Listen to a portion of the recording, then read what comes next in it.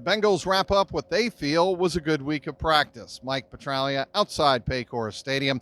Another picture-perfect afternoon for the Bengals to be outside working on their craft, finishing the on-field preparations and red zone installations for the 1-0 Baltimore Ravens, who come calling this Sunday, 1 o'clock, inside Paycor Stadium.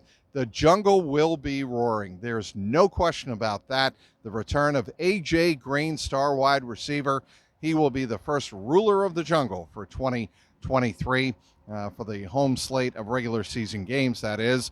A.J. Green certainly is no stranger to the Bengals. A lot of players inside the locker room. Of course, Joe Burrow had a chance to play with him for 1 year. Tyler Boyd played with him. And Jamar Chase did not get a chance to play with him, but I asked Jamar Chase about how aware he was and is of A.J. Green's place in Bengal history, and he said, of course I know who A.J. Green is, and I know what he did for the franchise. I'm a football fan, and when I was in college, I was watching a guy like A.J. Green all the time, trying to model parts of my game after him. A.J. Green is certainly one of the greatest Bengals in the franchise's history. It'll be a thrill to see him return as part of Ruler of the Jungle on Sunday. And certainly a lot of not only fans but Bengal players will be watching as he conducts the ceremonies right before the game in the southeast corner of Paycor Stadium. Well, what about the Ravens? The Bengals feel that they will be prepared for Lamar Jackson after what they feel has been a very good week of practice. What constitutes a good week of practice? Well, Zach Taylor told me here on Friday, when the ball doesn't hit the ground. Of course, he means there offensively. The Bengals are trying to avoid repeating what they did last week in Cleveland in the 24-3 loss to the Cleveland Browns. It was really a rough game. 14 of 31 for Joe Burrow, only 82 yards passing.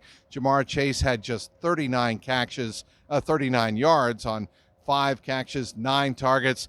T. Higgins didn't have a single catch, and he was targeted 8 times. How do you avoid that? Well, I asked Zach Taylor that also here on Friday, and he said, well, it's a combination of things. We're very aware when a guy like that, T. Higgins, comes off a game like that, we want to get him involved early and often, get him into the flow of the game without Joe Burrow having to force the ball to him.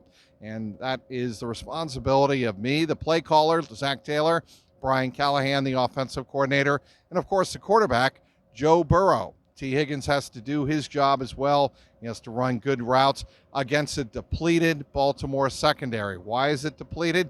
Well, no Marcus Williams. He's out injured. And Marlon Humphrey is also out of this game. The Ravens will be shorthanded. Bengals need to take advantage of that. On the offensive side of the ball, the Ravens will be without 2 starting offensive linemen.